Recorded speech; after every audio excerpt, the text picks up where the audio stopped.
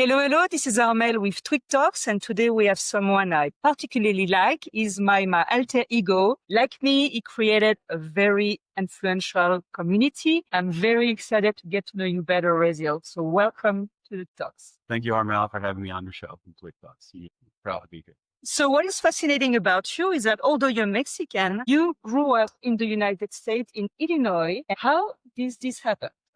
So I was born in Nuevo Laredo, Tamaulipas, which is right across the border of Laredo, Texas. Mm-hmm. And when I was 1 year old, my parents lost their jobs, and my dad's all of his older siblings had already moved to Dallas, Texas. And my mom's older siblings had already moved to Northern Illinois, to Rockford. So everybody was already in the US. And they said, hey, you should come here. So my mom convinced my dad we should go with my family. I decided to move. I was 1 year old. And, they didn't ask me permission, of course, and I was probably crying on the plane, but, we made it and we decided to stay there. So you grew up in the United States, but 15 years ago, you decided to move back by yourself without your family to Mexico. Why this big decision? Long story short would be when I was 12 years old and I was excited to, in a few years, go to start high school because I was going to get a driver's license and work part-time. And then I told my dad I was also excited to go to college because I could study abroad and go to these other places. My dad said, I have something important to tell you. And so my mom, my dad, and myself, we all sat down in the living room and they told me that all three of us were legal. Wow, talk about a bomb. Okay. And the only person that was legal in my family at the time was my younger brother. He is 6 years younger than me, so he was born in the US. My dad essentially gave me a reality check, which also destroyed my identity at the time because I felt completely American, even though we spoke Spanish at home. But my dad said, all of your dreams, you can make them come true, but they're going to be much harder for you than other people. For example, you won't be able to work anywhere you want because you don't have a social security number. You won't be able to have a driver's license. You won't be able to go to any college you want. And if you get into college, you can't get financial aid because you're not legal. And your most important dream, traveling around the world. As soon as you leave the US, you may never come back because we don't have tourist visa. They don't let you come back in. Mm-hmm. So you decide to move to Mexico by yourself. And how was the beginning? I was in college about to finish and something happened in my family where we couldn't pay for my last 2 semesters. And I was just exhausted that I couldn't get a job anywhere I wanted. I majored in gossip, actually, my bachelor's degree. Gossip? Well, that's in journalism. Oh, okay. Yeah. I love what you call journalism gossip. Journalism is just professional gossip. So I couldn't get a job anywhere I wanted because I didn't have a driver's license. And my dad lost his job and my mom did too. So they said I could move back home to South Beloit, Illinois and save up money, then go back to college. But I told my parents, I'm just tired of being limited. Like, I don't know what I'm capable of. And it's. And if there is something I know about you is that you have bold ambition and you don't like things to stop you. Yeah, exactly. I don't like people telling me, I guess, what to do or someone else. So I told my dad, I don't know. I think I feel like just want to break my glass ceiling. I'm going to move to Mexico on my own. You're welcome to come with me, but I want to start over because at least in Mexico, even after I start over, there's no limit anymore. Anything's possible. So you arrived in Mexico. Was it Guadalajara? I arrived in Villahermosa, Tabasco first. I don't recommend it to any of you. It's not a Villa or Hermosa. I have been there. I agree. Oh God. I am not studying this week in Villahermosa. No. And my mom's older cousin that she hadn't spoken to in over 20 years since she left Mexico, he heard through the grapevine, through the family gossip that, I heard your older son is in Mexico. You should move in with me. So I moved to Puebla with him and I was there for 4 months. That's a great city. I recommend. Yes, I still haven't been, but everybody loves it. But one weekend in October 2010, I came here for a little field trip, and I fell in love with it. Wait, hold on. You chose 3 questions for yourself. And the first one is, what made you fall in love with Guadalajara? So I love Guadalajara because it has amazing infrastructure. The streets are relatively clean. It's a big city, but it's not overwhelming like Mexico City. It has a decent public transportation. Guadalajara without traffic, it's small. Mm-hmm. You can honestly get around even on a bike. That was how I felt when I moved here in 2020 Yeah. before I became crazy again. Yeah. It's like, oh, I can get around. You can even walk Yeah. most places. There are also a lot of great universities here if you want to keep studying. It's a cosmopolitan, Hospitals. multicultural, every kind of museum. The world's biggest international book fairs here, or at Mhm. least Latin America's. Feel, yes. Yeah. There's a important film festival here every year. I was there in June. Yeah. Yeah. A lot of great sports teams if you want football, basketball. And we have the world competition of football, soccer next year. Exactly. Yeah, so there's a lot to do here. And most importantly, which leads into, I guess, what I do is because so many people are moving here all the time, so many people I think are open to making new friends and connection. And that is something that made it made it a great experience to live here because I came here without knowing anyone. So it was easy to find your own family. I think we're discovering, we talked a little bit before the interview, but actually to get a sense of belonging, we both created a community. So obviously it starts sometime when you create a community from a weakest point, you feel lonely, you feel you don't belong, and you create your own world. And I think that's what you did with Guadalajara Connect. Tell me a little bit about it. It's pretty successful.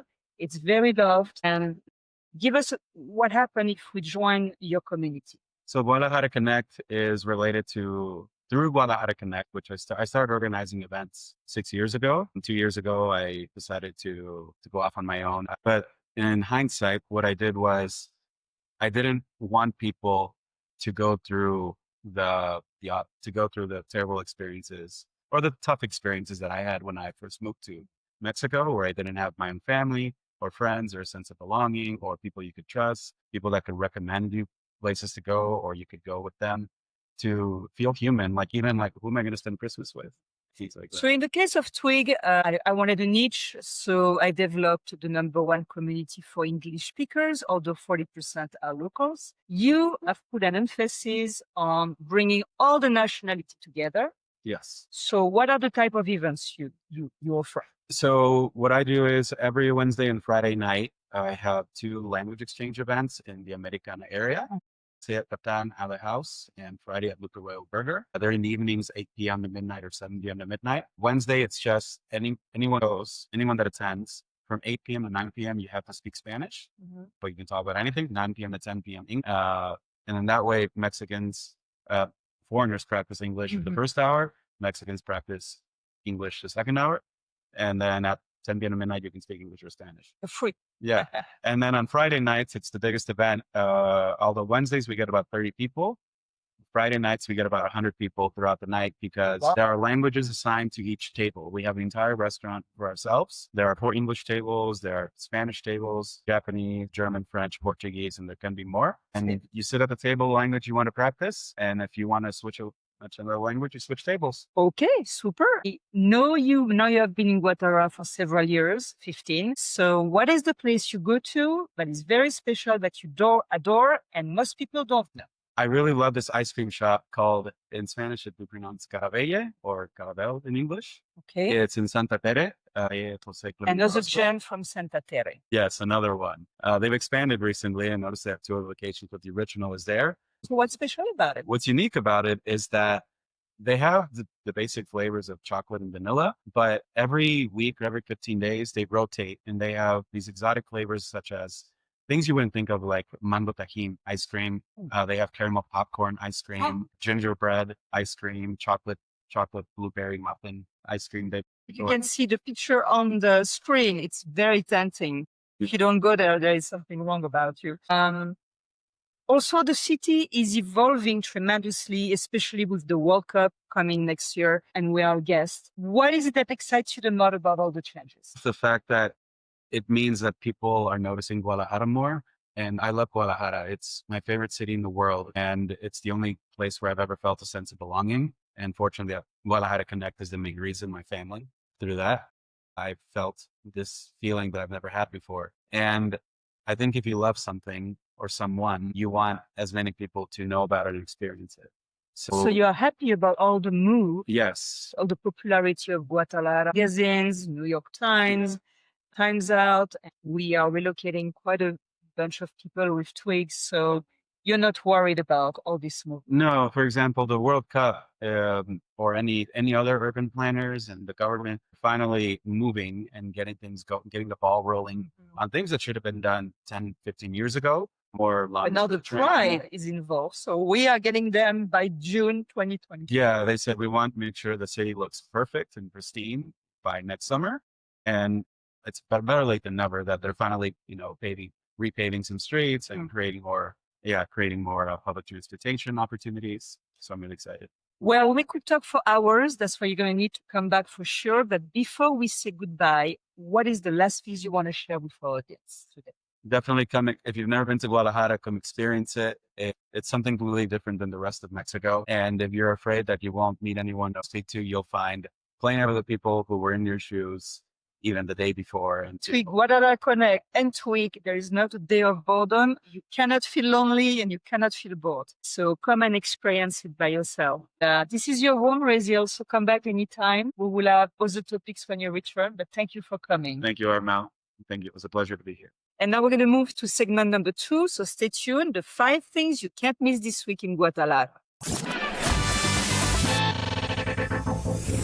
5 events we recommend this week not to miss are: number 1, the Art Festival Estación Material. It's the 4th year. It's going from Friday to Sunday, and you're going to meet some of the top artists of Jalisco and Mexico in general. You are going to see the new trends. You have different tickets depending if you want to attend one day or the whole festival. On the rooftop, you will have DJs and food stands. You don't want to miss it. It's really creative. Number 2 is the Venezuelan festival Arepaso. It's huge. It's hundreds of people coming under the same field. So for 100 pesos on Saturday from noon to 8 p.m., you will have food stand and entertainment, and it's going to be a lot of fun. Number 3, you will find us there, is this weekend, the Car Expo. It means all the cars' new models, all the car builders, all under the same roof. It's going to be a lot of fun to be able to test them all and see them all in one day. You don't want to miss that. On Monday, the 29th of September, is the celebration of the Dia del Maíz de México. So, ITESO is throwing this weekend a very special bazaar for El Maíz. You will have food stands and workshops and classes.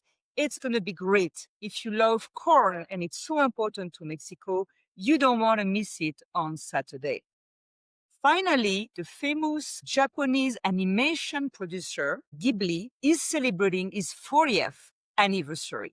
So, at Teatro Degollado, on Sunday, you can see the clip of their top movies, from My Neighbor Totoro to Spirited Away to Princess Mononoke, with a symphonic orchestra. It's pretty beautiful. Voila for the 5 events of the week. There are so many more that you will find in the TWIG event calendar. This week we launch the guide of what not to miss in October.